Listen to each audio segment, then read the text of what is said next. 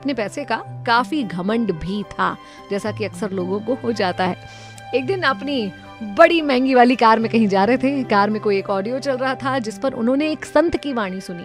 उसमें वो संत ये कह रहे थे कि इंसान सारा जीवन पैसे के पीछे भागता रहता है, पैसा कमाने के लिए कुछ भी करने को तैयार हो जाता है। कुछ लोग तो गलत काम करने को भी तैयार हो जाते हैं, क्योंकि वो इस सत्य को भूल जाते हैं कि वो इस पैसे के एक अंश को भी अपनी मृत्यु के बाद अपने साथ नहीं ले जा पाएंगे।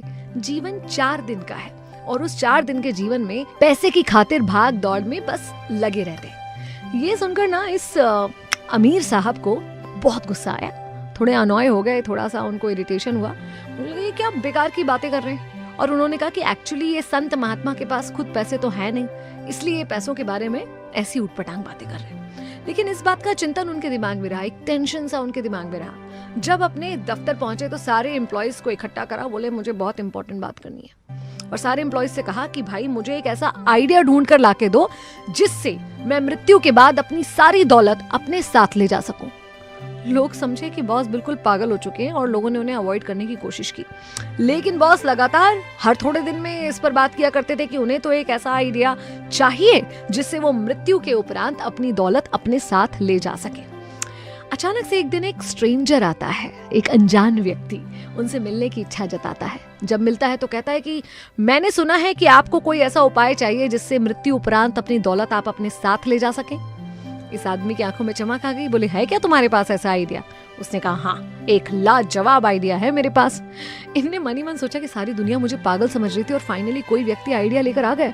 बहुत खुश हुए, बहुत उत्साहित थे, आइडिया सुनने के लिए बहुत उत्सुक थे। बोले फटाफट से मुझे बताओ कौन सा आइडिया है तुम्हारे पास। तो उन्होंने कहा कि आपने विदेश यात्रा करी है? बोले हाँ, लगभग सारे देशों की यात्रा करी, दुनिया का कोई ऐसा देश नहीं होगा जहां मैं नहीं गया। तो बोले अच्छा ठीक है, बड़ी अच्छी बात है। जब आप यूएसए गए थे तो यूएसए जाने के पहले आपने क्या किया था? तो इन्होंने कहा कि मैंने अपनी करेंसी को कन्वर्ट किया था, भारतीय रुपए को अमेरिकन डॉलर में कन्वर्ट किया था। बोले अच्छा, आप यूके गए हो, यूके जाने के पहले क्या किया था? तो बोले उस समय मैंने अपने इंडियन रुपी को पाउंड में कन्वर्ट करा था। उन्होंने कहा बड़ी अच्छी बात है, अब बताइए कि आपने ये सब क्यों किया था? तो ये साहब मुस्कुराए, बोले आपको इतना भी नहीं पता क्या? वहां पर इंडियन रुपए की कोई वैल्यू नहीं है, वहां पर रुपया नहीं चलता। मेरे पैसे की कीमत वहां हो इसके लिए मैंने पैसे को वहां की करेंसी में कन्वर्ट करा। ये साहब मुस्कुराए और बोले बिल्कुल सही कह रहे हैं आप, और आप अब इस सत्य को जानते हैं कि एक ही तरह का पैसा हर जगह नहीं चलता। अब मृत्यु उपरांत आप जाना चाहते स्वर्ग में, है ना? बोले हाँ। तो बोले स्वर्ग की भी एक करेंसी है, स्वर्ग की करेंसी का नाम है पुण्य। अगर आप यहाँ रहते रहते अपने रुपए पैसे को स्वर्ग की करेंसी में कन्वर्ट कर लोगे तो आप यहाँ का रुपया वहां ले जा सकते हो। तो अपने समय को बिल्कुल बर्बाद ना कीजिए और जो आपका पैसा है उसे पुण्य कर्मों में, धर्म कर्मों में लगाइए। ये सुनकर उस मिलेनियर की आंखों में चमक आ गई और उसे बात वाकई समझ में आई कि हाँ, ये तरीका है जिससे मैं यहाँ की धन दौलत को वहां लेकर जा सकता हूँ। और उसी दिन से उन्होंने तय किया कि अपने पैसे का सदुपयोग करेंगे, दान धर्म करेंगे, पुण्य कर्म करेंगे, जरूरतमंदों की मदद करेंगे।